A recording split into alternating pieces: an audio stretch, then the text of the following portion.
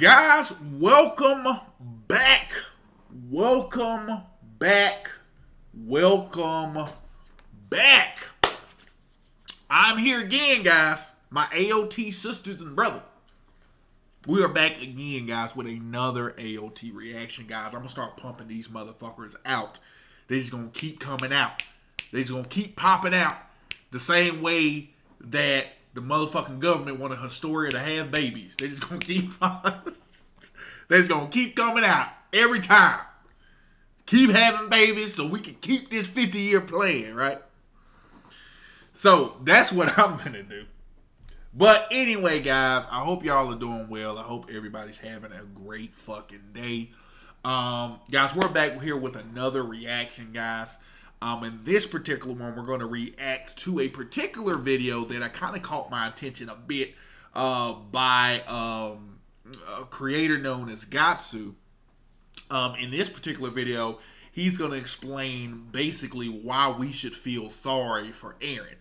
Now, I don't know at all where he's going to go with this. I have no idea. He more than likely, based off the title, I'm going to probably assume that he's going to kind of go into the backstory of Eren and, you know, how he had such, you know, trials and tribulations as a character, and that we should honestly feel sorry for maybe the way his life had basically happened and stuff like that. That's what I'm assuming, but again, we're not here to assume, guys. We're here to watch, and we're here to fucking react. So that's what we're going to do. We're going to go ahead and jump into it and react to this. But again, guys, y'all know the drill. If you like the video, please like it. And if you want to, guys, feel free to subscribe and definitely comment. All of those actions that I asked is free. Doesn't cost you a goddamn dime. So, guys, you can like, comment, and subscribe on the video if you want to. And then also, guys, the most important one out of those is feel free to share the video, guys. Share it amongst anybody that you know that will probably enjoy the content. Please share it to them. But other than that, getting the business out the way, we're going to go ahead and jump straight into this reaction, guys. This particular one is why you should feel bad for Eren Yeager by the creator Gatsu. Let's react. Let's get it. To be honest, it's pretty funny how the Attack on Titan fanbase turned from being such loyal supporters of Eren and his horrid actions into massive Eren haters in the span of one chapter. That chapter being chapter 139. Now, it's somewhat reasonable for people to not be fans of Eren anymore after what he did, but I find it really hypocritical that a lot of... I'm a fan. I'm a fan. But go ahead. People were defending Eren when he was stomping the shit out of millions of innocent, but then seemed to have a problem with him for what he said in regards to Mikasa. His outlash to Armin about not wanting Mikasa to move on from him is seen as pathetic and damaging to his character, but I think it's quite beautiful as it expresses Eren's attachment to the actual important things in his life while he was in the midst of understanding that his obsession on the notion of freedom turned him into a slave and blinded him to the good things in his life. Oh, Lord. Oh, Lord. Oh, Lord. Oh, Lord. It's one of those, guys. It's one of those, guys. Oh, Lord. Again, I'm going to go ahead and say my stance on it, and I'm pausing it early. As we all know, people know I pause this shit early because I like to say what I need to say, and I'm going to fucking say it. All right, so when it comes to this whole situation, this whole dynamic with him expressing his love for Mikasa, the general consensus is that people just automatically jump to the stance of, oh, this looked weak, this looked lame, blah blah blah, and made him look whiny. To be honest with you, let me go ahead and take a step back from that crowd, because I'm not associated with them. Me personally, as I've always said in all of my videos, you can recount and go to all the videos. The reason I personally did not like this particular situation and when this happened was particularly because there was no evidence to show this particular reaction that he's having right now, this particular breakdown and reaction he's having right now, is not tied to any evidence that we've seen throughout the story of his interaction with Mikasa. That's my problem. His actions with Mikasa and his interactions with Mikasa were very subtle. From his end, was very subtle only until the point of him asking her, what do you feel about me? How do you see me, right? When they were in front of that camp, the refugee camp.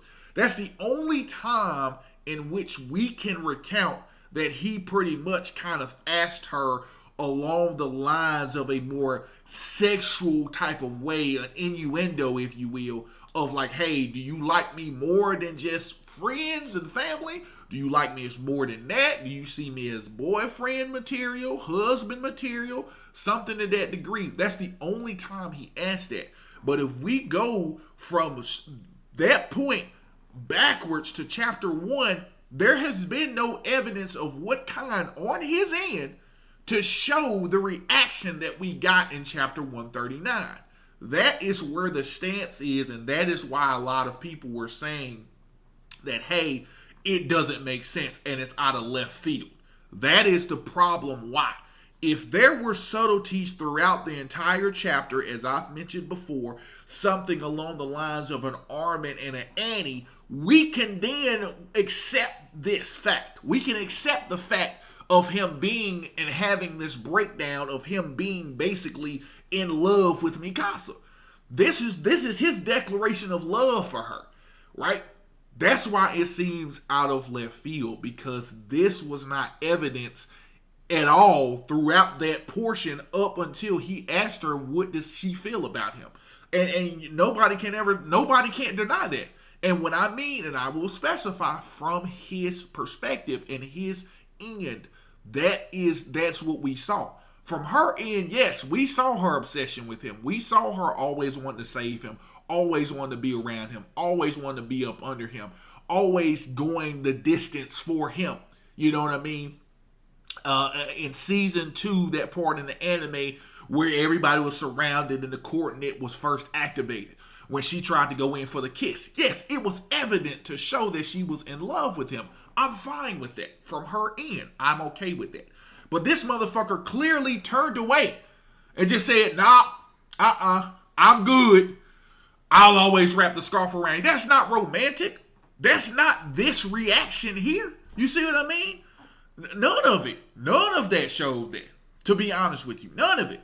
That's why so many people were along the lines of the whole Eren and Historia thing, is because they themselves had more of a connection and more of a opportunity for a union, if you will, by them two, other than him and Mikasa. The only thing that him and Mikasa had together is that they shared a family together. They're not by blood, but they shared a family together. He saved her life. That's pretty much it. Whereas he could relate to Historia on a different level, in a sense of, like he said, she saved him that day. The worst girl in the world, right? You know what I'm saying? They had more of a relation.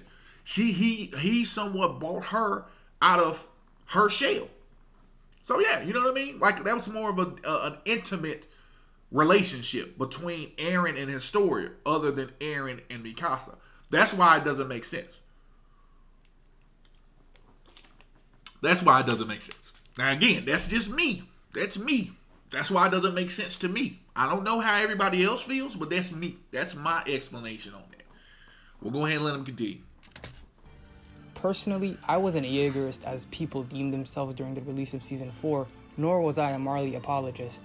I was just patiently waiting for Isayama to give the full scope of reasoning for Eren's behavior before I completely dismissed him as an evil person or a tragic guy who was actually justified. So as someone who neither defended nor thought of him as the devil incarnate, witnessing the fandom jump from one boat to the opposite was astounding. With the conclusion, some have realized the tragedy of Eren's character while still not totally forgiving him, and others have said that Eren deserves no pity. Now that we have all seen the conclusion to this beautiful story, I say Eren does deserve pity 100%, so this is why you should feel bad for Eren Yeager. Obviously, if you're the type who still can't get over the atrocities Eren has committed, you may be thinking, how and why the fuck should I pity a dickhead like him? That is because Eren is a person bounded by the chains of fate to which he himself created. As someone who expresses his distaste for enslavement and yearns for liberation, it is quite fitting that the MC to this tale on how to achieve true freedom is someone who is intrinsically incapable of achieving said true freedom.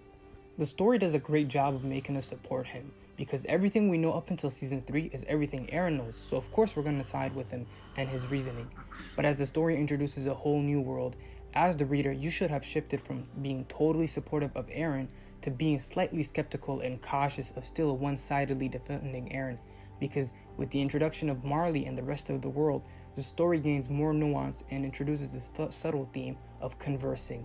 The importance of hearing one another out is highlighted even more as both Marley and Paradise are shown to be incapable of sitting down and talking their problems out. I agree with This that. blatant ignorance to feed into one's own ego for stuff that doesn't really matter is not only embodied by the tragic history of Marley and Paradise, but also in Eren's journey. At the end of season 3, when the Paradise folks see the sea for the first time, they're overcome with bewilderment and joy. All but one person, Eren. Agreed. Obviously, we were all questioning his reaction because wasn't seeing the sea one of his dreams. Well, of course it was, but Eren can't bring himself to feel joy because he's blocked by his own ego. His ego makes him believe he's still caged in a bird cage, and just because he's physically free from the walls of Paradise in the moment doesn't mean he's truly free, as there remains the enemies he... Oh, no. It ain't got nothing to do with his ego, brother. Like, it has nothing to do with his ego. He is still... The dynamic switched, guys. Like, people just got to understand that the dynamic switch, it has nothing to do with ego. Because the reality that they're facing is that they are still not free, 100% free. Because you got to realize, in this particular instance, this is where this situation happened after they determined that humans still existed. You got to understand something. You got to understand how that would fucking feel. And what I mean by that is you have to understand this concept of understanding the fact that throughout my entire life as a child, I was told that all that was left of humanity was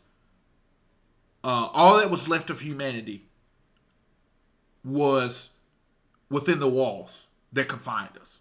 Right? And the only thing that is stopping us from reaching those pictures that were in Armin's book were the Titans.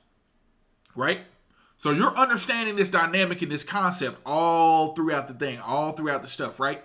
Even by him finding out about Annie, Reiner, and Bertolt, he still didn't know that they existed past the sea. He knew that they existed in the same area, the same town, because it said that. Remember? They said, okay, hey, these folks existed within a different town that's like further north or something to that degree. But again, their mindset is still stuck on they are still within the walls themselves. They themselves are still within the walls. So they had no idea that they were part of Marley. And they only knew that everything that was confined within the walls, right? So at this point, this is all that he's told. This is all that he knows. So imagine getting all the way to damn near the finish line and beating the Titans, taking back your district, taking back your home, only to learn that, hey, sorry, this isn't the real finish line. This is just some bullshit here. The real problem is the motherfuckers who created the Titans that kept y'all in the walls in the first place. And the real people who created the Titans is the rest of the goddamn world. So imagine that feeling of learning that, hey, I did all of this work, all of this loss, all of this fucking shit just happened to me. All of this stuff happened to me only to find out, goddamn, this ain't it. There's more to it. What the fuck? Right? You're going to feel defeated. You're going to feel like, damn, all that work I put into this. And at this particular juncture, he had no idea where to go. He had no real goal. It was just, damn, again, these people, again, to explain it more in layman's terms, that's like you preparing for a marathon. And they told you, hey, this marathon starts here and this marathon ends here. But once you end here, you're going to get $1 million, right? If you win, you get $1 million. You're like, oh shit, okay, fine. I'm finna train my ass off for this marathon and I'm finna do all of my work. I'm gonna put blood, sweat, and tears into this. Hell, if I have to sacrifice my friendships, my family, and all of that in terms of not having relationships with them, I'm going to do this for this $1 million, right? I'm going to do all of this, right? You do it. You get to that point. You are at the starting day of that marathon. You run your ass off. You get to the point. You get to the fucking finish line. And you're like, yes, fuck, I finally did it. I finally fucking made it. Only then to be told by the moderators, oh, we're just kidding. Sorry, that's not the real finish line. We just want to let you know and just tell you that it was the real finish line. The real finish line is thousands and thousands and thousands of miles away. And you got to go there. You got to run there. And you got to run there and get there by this time. So good luck. Mind you, you at this point didn't train to run those extra thousands of miles. You only trained from the point A to the B that the information that you were given. But then all of a sudden, they hit you with more. You're going to feel defeated at that fucking point. Like he does. It has nothing to do with ego. It's about finding out, God damn, I did all of this, and then there's still more to the story. I'm thinking this is it. I'm thinking we're free. My whole purpose at that point in time was I was striving from freedom from the Titans. I could not forgive the Titans because they themselves are the embodiment of a barricade that's keeping me inside of these walls. But to find out all of a sudden that, oh, hey, well, the Titans aren't a real problem. The real threat is these motherfuckers. Sorry, ha. Better luck next time. You're going to feel defeated, not because of ego. It's because of the reality that's in your way. You are not free. It has nothing to do with your ego because, yeah, he is still not free. It just evolved. So, yeah, there you go. Let's continue. He saw in his father and Kruger's memories. Eren isn't wrong to still think he's truly not free, as the threat of Marley was always there. It was just hidden up until that point. But that doesn't mean Eren shouldn't enjoy the sea and let worries and threats go for a moment. But Eren can bring himself to do that. He cannot bring himself to sit still and enjoy the simple natural beauty he's always wished for. Because Eren's desire for freedom isn't just as simple as him wanting to do whatever he wants.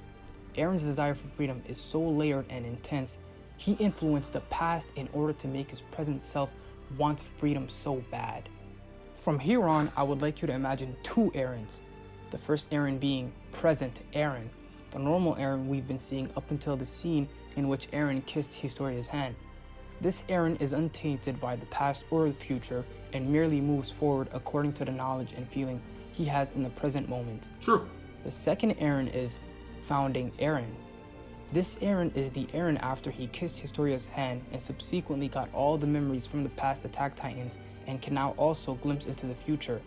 This Eren comes from the founding Titan power that awakened in combination with the Attack Titan power, and it not only allows its user to see the memories of its past and future holders, but to also directly influence and change the past. Now the reason why you should feel bad for Eren is because present Eren is manipulated by founding Eren so that present Eren has enough motivation to satiate founding Eren's hunger for liberty. We see it in Eren's subtle manipulation of Kruger to do what he did for the sake of Mikasa and Armin. We see it in Eren's direct manipulation of Grisha, his own father, to massacre the Race family. And finally, probably the most twisted of it all, we see it in Eren's manipulation of Dinah to avoid Berthold and go straight for his mother to eat her. That was dumb. That portion was dumb.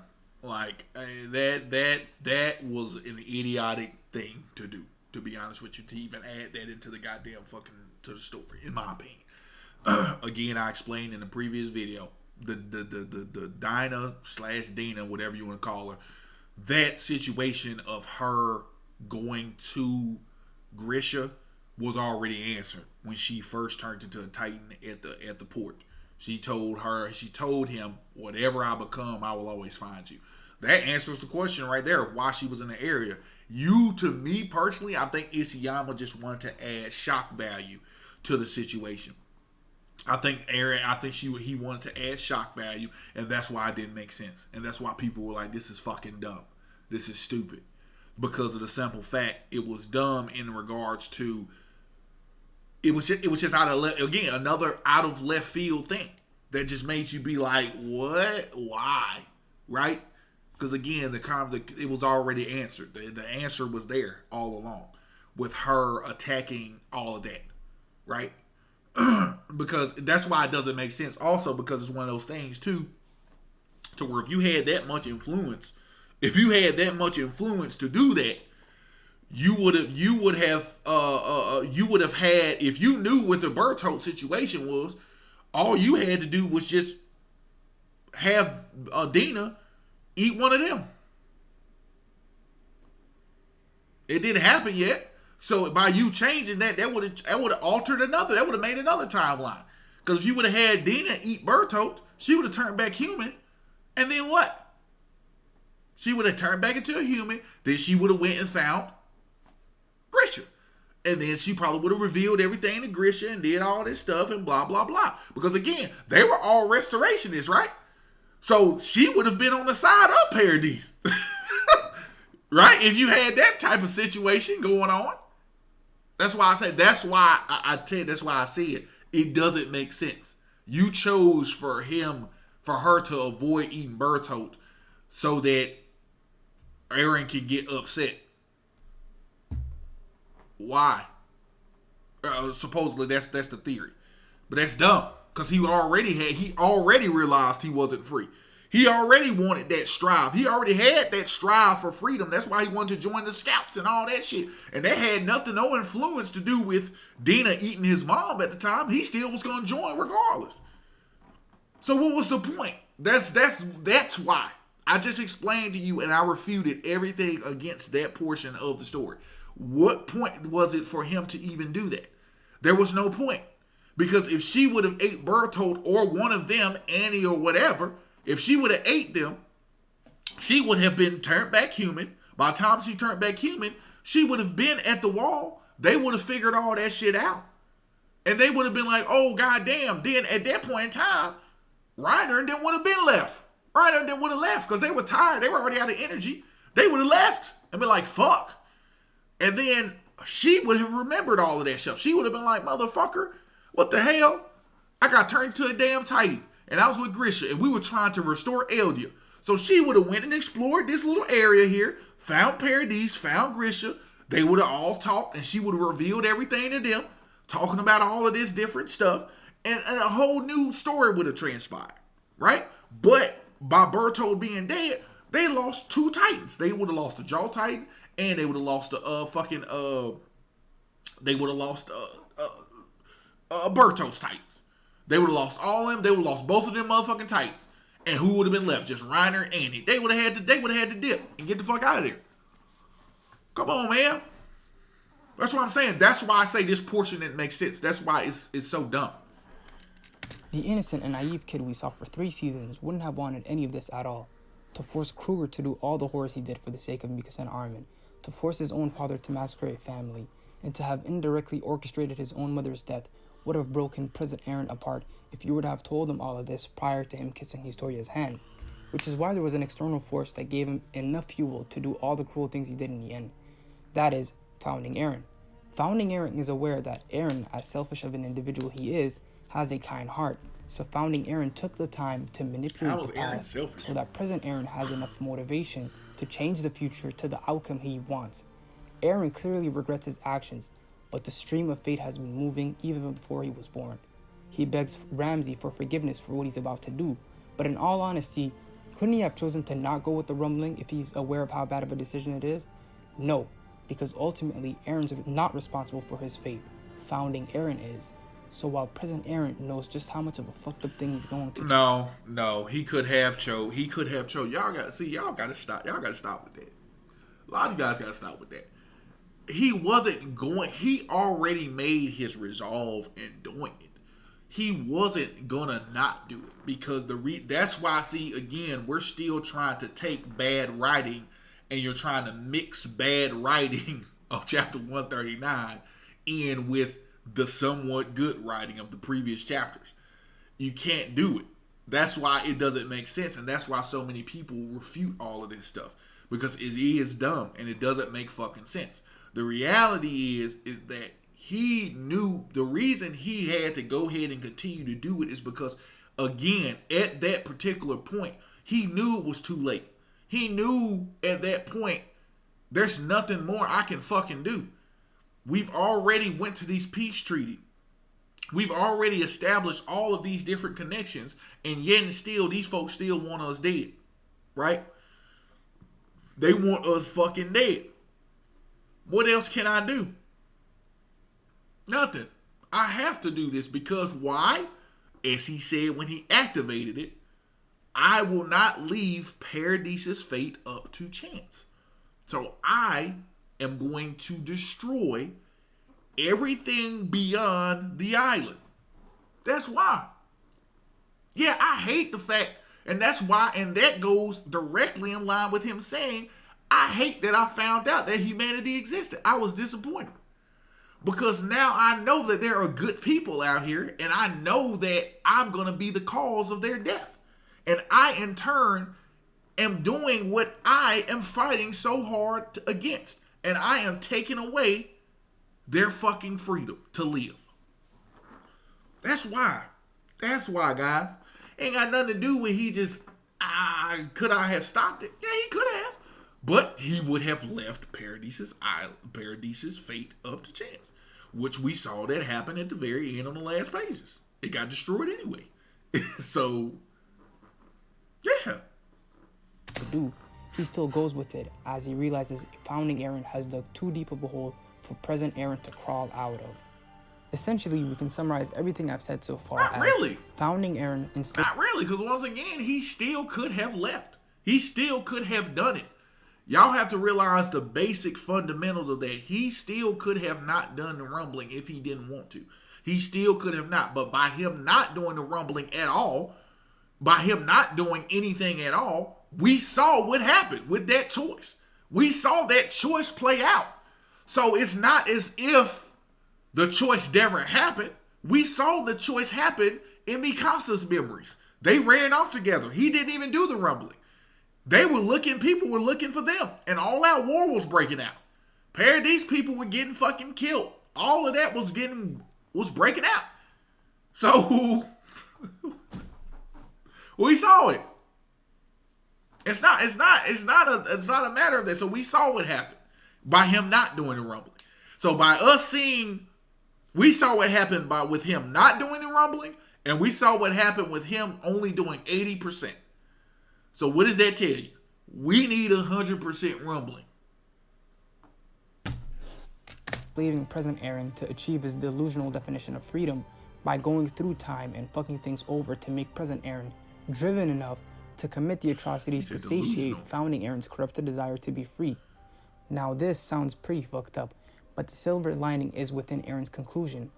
In his conversation with Armin in chapter 139, we get the second most famous panel in all of AOT, Grounded.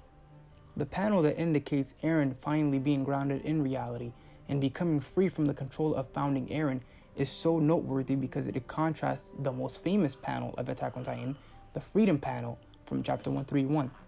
To elaborate on the Grounded panel, we have to first talk about the Freedom panel. In the Freedom panel, we see a kid version of Eren with his arms spread out and a genuine smile on his face on top of what it seems to be clouds. But those are not clouds. Those are smoke coming from the burning trampling left by all the colossal titan under Eren's command. It is also important to highlight that the fact that the one above the smoke isn't adult Eren, but rather kid Eren, for this hints at Eren's inability to truly take responsibilities for the horrors that he has committed. Agreed. Children are naive and innocent. They don't look at the cruelty the world has to offer, so they reject said cruelty and only take in things that make them joyous. In other words, Kid Eren represents Eren's escapism, unable to bear the burden of killing so many people. Present Eren regressed back into his youth as a defense mechanism from the control of founding Eren's enslavement. We're trying to push the narrative that there were two Erens. We can't do that. That's the problem. That's what's fucking this up. You know, if you wanted to do that, if Jesus Christ, if that's your way of coping with the ending, by all means, but no. Like, that's not, there wasn't two fucking Erens. You know what I'm saying? So, they're not two different Erens. Where we're trying to create that, but it's, no. And he wasn't under future Eren's control or not. Come on, man. Come on, dude. He had the ability to make his own choices. He really did. He had the ability to make his own choices, but chapter 139, being the terrible, made it out to be like he didn't. Like he didn't fucking know, but he made his own choices. Clearly he did. So Eren's reasoning and justification are incredibly vague and wishy-washy, as his mind is a jumbled mess due to the influence of the founding Titan power.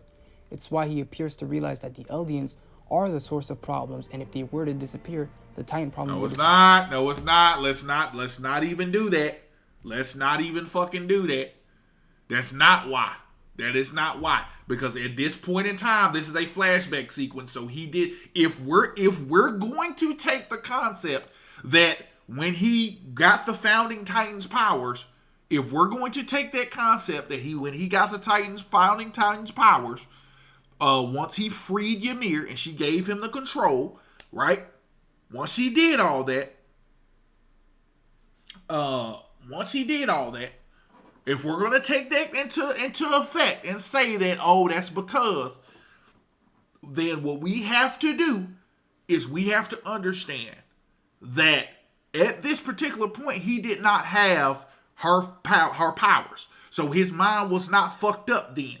Let's say if we go off of chapter 139, it was only after he freed Ymir did he have full control of the founding Titan's abilities. At this particular point, he did not. So you cannot make these two correlate. That's what I'm saying. You can't make them correlate, bro. Just call it what it is. You cannot make these two correlate. No, this is not. He did not have the full power of the founding Titan at this particular point. This is when he had walked off in Marley after the peace talk failed. This is when he walked off. Okay? So let's not do that. This is when he was on his own. Disappear, but he doesn't want to accept that. Eren rationalizes the situation at hand, but for some inexplicable reason he can't accept it. There's also the fact that he chose to save Ramsey from the beatings of those guys, despite knowing he's gonna kill him. His innate kindness still pleads out in the face of the hand of the fate that controls him.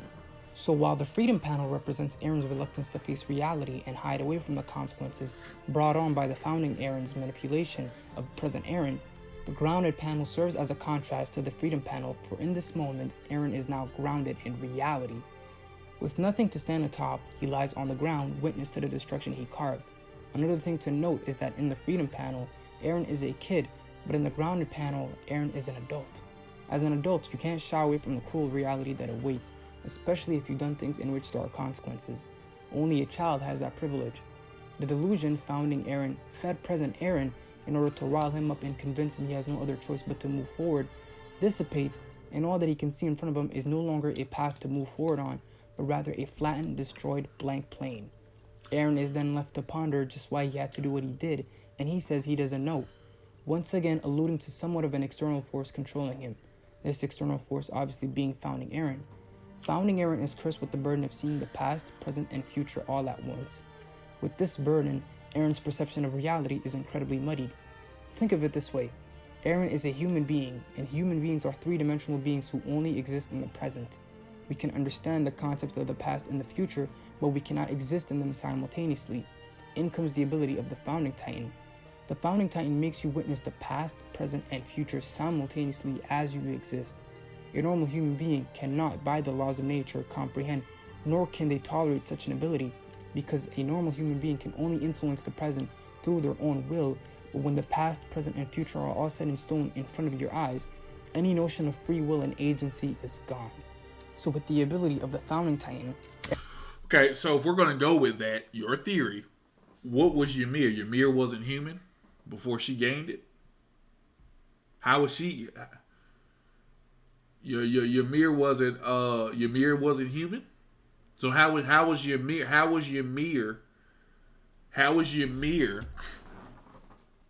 this ultimate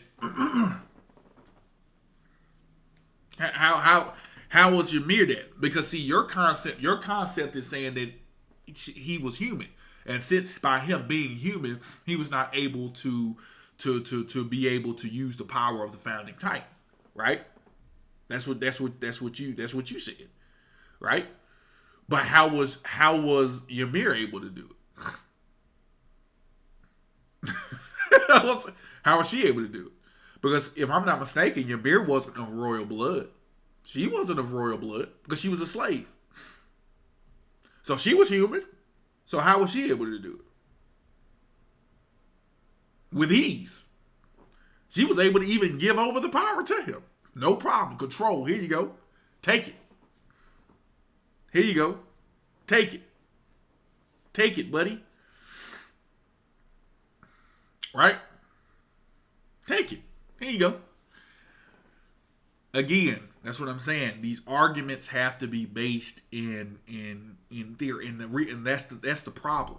This is why, as I just said and I just reiterated before, this is the problem with trying to incorporate shitty writing with good writing. It doesn't make sense of him saying, my mind is fucked up, right?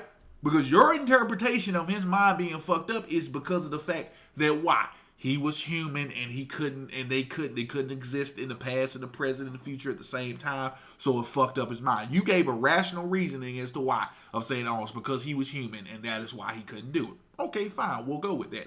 Okay, what was Ymir? Ymir was also human, but Ymir was fine. She was able to control and distort and do all of this stuff and create in the paths and do all of this shit. She was human. She was able to do it for 2,000 years. No issue. Her only problem is that she was still under a slave-like mentality. She still had the slave-like mentality. But she was human. This is why I say, guys, 139 does not make sense. That scene alone is one of the scenes that got under my goddamn skin. Of him all of a sudden just saying his mind is like mashed potatoes and he has no idea what the fuck is going on. This is why I say that is extremely a stupid reasoning. Because as soon as you gain the power of the founding titan, you gave the reason why you were doing the rumbling. And it was a sound reason. The people on the other side wish us dead. I reject that. So in order to not allow Paradise's fate to be up to chance, I am basically destroying everything beyond the island. That's his reasoning. What more is there? And we see why his reasoning was so resolved, and he was so resolved in his reasoning based on the experiences that he experienced throughout the story. We saw that. So what are we talking about? This is what I'm saying. It is extremely difficult to defend 139 logically. It is extremely difficult to defend it. And this goes to reason. This is a great video. Great production, Gatsu. Great production. But it's hard to defend it coherently because of the situation of what I just explained. It's extremely difficult to do so. You can't go with the fact that Eren, the reason Eren couldn't control the founding titan ability is because he was human. Okay, then what was Ymir? He even said it to Ymir. You're not a god. You're just a person. You're human. Make a choice. It was her choice. That was what was holding her back, was her choice in thinking that she still had to be a slave. But he released her from that burden. But she was still just a person. You weren't a god. Can't say that. I continue. I digress. Eren sought to change the past enough so that he could feel like he had agency, but at the end of the day, he was merely a 3D human cursed with a 4D concept known as time. In a nutshell, founding Eren alongside his Attack Titan power manipulated previous Attack Titan holders to continuously march forward for his gain. In Chapter 88, Eren Kruger states that the Attack Titan has always moved ahead, sought and fought on for freedom. Obviously, he's referring to the past Attack Titan shifters who were influenced by founding Eren. In essence, everyone is a victim of founding Eren, including present Eren himself. Founding Eren manipulated the past so much just so that present Eren could bend to his will because he's aware that such lust for freedom is something no normal human being would follow through without the right incentive. Eren's definition of freedom is corrupted and extremely harmful, but thankfully that's why Mikasa and Armin exist. Founding Eren's definition of freedom is an insatiable, unachievable pursuit towards freedom, as his thinking process is certainly not stable enough to understand what freedom is and how to achieve it within the constraints of being a human being. Armin represents the acceptance side of humans, the part of us that realizes we are humans at the end of the day, and sometimes we need to accept reality and find our freedom and happiness within the birdcage we are in. Armin lived in the same walls as Eren, but yet Armin fondly recalls their simple memories of racing to a tree, essentially saying the small good times they had was what defined happiness and freedom for him. In the case of Mikasa, people often call her a slave to Eren, just like Ymir was to Fritz, but despite her enslavement to Eren, Mikasa still chose to find comfort within her connection with Eren. In her conclusion, the bird, who is obviously representing Eren, picks up the scarf and wraps it around her. The scarf represents Mikasa's ability to find solace and peace in her pain of losing Eren. Both Mikasa and Armin basically tell us and Eren that freedom and fulfillment is found in the little acts we do unto one another. You are as free as you dictate yourself to be, but when you tell yourself you are not free, then of course you're not going to be free. Eren's downfall was ultimately his inability. He was physically not free, dude. It had nothing to do with him telling himself that he wasn't free. That's not fucking freedom, dog. Like what? That's not freedom.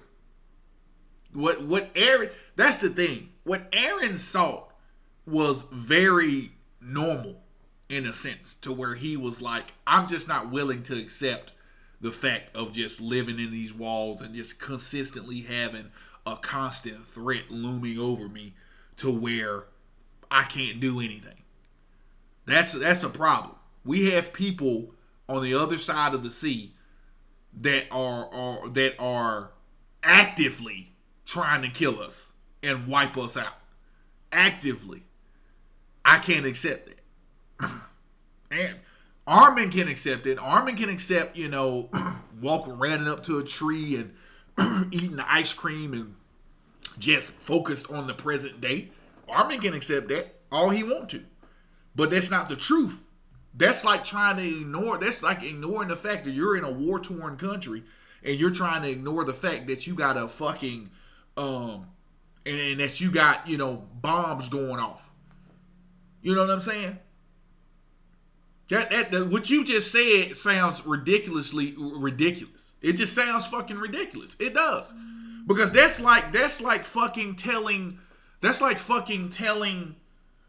people, unfortunately, that are in war-torn countries, that, oh, hey, look, man, I get shit is happening around you, but man, find solace in the memories you had, man. Like, find solace in, you know what I'm saying, the pictures and shit on your desk, and the pictures and shit. And find solace in that, man, and know that you're free, man. You're free mentally, man. Yeah, you may walk outside and may be killed, but you're free as long as you think you're free. You're free. That's fucking stupid. That's what I'm saying. That's dumb. That's stupid, and we all know that that's dumb. Like, come on, really? If you think you're free, you're free. Come on, man. Like, can we stop? Can we stop the bullshit? Oh man, you just, you're enslaved because you think you enslaved. You know what I'm saying? I know there's a cage around you. I know there's people actively trying to kill you, right? And I know that. But just think that you good. You cool. And you gonna be cool. Like, we gotta stop with the bullshit. That's just what I'm talking about. It doesn't make sense. It doesn't make sense. Eren's way of thinking was the most logical way, especially when he himself actively tried to avoid doing the rumbling. He actively tried to do it because the way, again, this video hasn't directly said it, but the way you're insinuating that, oh, he had another choice. He could have not done the rumbling, but he was influenced by future Eren, the other Eren, the evil Eren.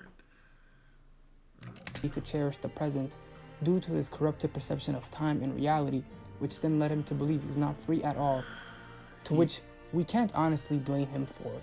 To cut a long fucking story short, Eren is a man bound by concepts he cannot begin to understand and to that fact, he cannot see reality as a normal human being should. He is controlled by a version of him, that version being Founding Eren, that exists at all points of time in history, who is seeking to be free from the chains of fate, and in his quest to free himself from the chains of fate, Founding Eren bounds Eren to his own chains of fate, effectively rendering present Eren a slave for the sake of Founding Eren's freedom. And I know this may sound extremely redundant and unnecessary, and I kind of agree that it is, but I like this interpretation as it allows an insight into the broken psyche of Eren. People dismiss him as someone whose evil actions are pretty straightforward, but after understanding the severity of the things that bound Eren, it is hard to dumb down his actions as merely selfish. A general way to interpret Eren's behavior is that of a man fueled by his ego, who's unable to accept the reality in front of him, and so decides to steal others' freedom in order to gain his. This isn't wrong at all, but I feel like it downplays the tragedy of Eren's mind, and Eren wasn't trying to why he truly does deserve pity. If you don't agree with my interpretation, that's perfectly fine, but how about interpreting Founding Eren as his out-of-control ego? Think of Eren as a slave and a victim of his own ego, rather than Eren being fueled by his ego. Look, good video. Once again, good production. Great video, great production. Good job, Gatsu. Good job on that. I disagree with a lot of points. Some points that he reflected on in terms of just the basis of the story itself, I agree with. But when it comes to those things that I did disagree with, I voiced my opinion on. I don't think, and that's what I'm saying, like people try to look at it and try to interpret it in this whole entire different thesis when it really was quite simplistic. You know what I'm saying? These folks, a lot of people try to go too deep with the meanings of it. The reality is that Eren felt as though he was not free. He felt as though that they were not free to move about and do whatever it is that they kind of wanted to do without there being some impending doom and having there being issues and stuff. And see, the problem is what people don't truly understand is people don't understand that Eren already accepted that there were bad people in the world. There were bad people within the walls, right? There were terrible people within the walls. It wasn't like the walls was this paradise and it was just rainbows and skittles, and then all of a sudden he walked outside of the walls and then he was met with death and didn't know how to respond to it. That's how you guys are acting. You guys are acting like he just didn't understand the concept of good and evil. He already knew that concept. He knew there were bad people within the walls. His problem is he felt as though the outside were outside of the walls were taken away from his freedom to be able to go out and do as he will. Because again, at that point in time, all he was told was that this was all that was left of humanity. And we have no choice but to stay within these walls because these titans just randomly appeared one day and it was just killing folks and was just keeping us at bay. And there was nothing that we could fucking do. But he wanted to do something. Hence his strive to join the Scouts. The Wings of Freedom. He wanted to be able to explore and go out there and retake the world that was seemingly taken from him by the Titans. That's what it was. That's what it boiled down to. You guys are trying to make it this external, ultimate, pseudo-intellectual shit. Y'all are going too far with that. It was just a basic reality that they were not free in the sense of not being able to go out based on what they were told by the hundreds of years, that they were inside the walls for 100 years. This was all that was left of humanity, and the Titans just randomly appeared, and they were in their struggle, that 100-year fight to struggle and fight against the Titans. And he was tired of it. He was like, I can't accept, just having the random memories. I want better memories. I want more memories. I don't want to live inside these dusty walls for my entire life. I want to be able to go out, and I want to be able to see the sights that are in Armin's book. I want to be able to do that because the world is much bigger than these walls. That was his concept. That's not ego. That's not twisted. I don't understand why people were saying that that's a twisted way to look at things. How is that twisted? I don't get it. So, people are acting as though that they don't understand that he already understood the concept of good and evil. He already knew there were bad people. He wasn't stealing people's freedom. He didn't just, again, the way it kind of is, and I know he didn't say this. He did not say this directly, but the way you're kind of insinuating is that he just went out there to steal people's freedom for his freedom. That's not what it was. It was the total opposite. He regretted killing those other people. That's why he said he was disappointed that he found out humanity existed, because he regretted the fact that he had to kill good people out here. He knew there were good people out here, but he had to do what he do to ensure the safety of his home. That's just what it was. That's not a twisted view. That's not like Eren just woke up and was just like, I'm going to kill everybody just because, you know what I mean? I have a twisted view on freedom, and I think we just deserve to be free, so I'm just going to go ahead and kill these folks. No, that's not what that fucking was at all. That's not what it was. So, again, great video, great production. But again, the reality is it's a lot of people. Again, I don't think per se that Gatsu is defending the ending 110%. I'm not saying that. But what it does sound like is he is showing Liberty that the ending was okay and the ending made sense, because he referenced the ending a lot. But his interpretation was he, again, was like Eren, trying to cope with the fact that it was a terrible ending. So he had to create an entire interpretation that there are two different Erens. You know what I'm saying? That's what I'm saying. Guys, just read the book, read it for what it is, and just take it at what it is. Again, it's a very simple story.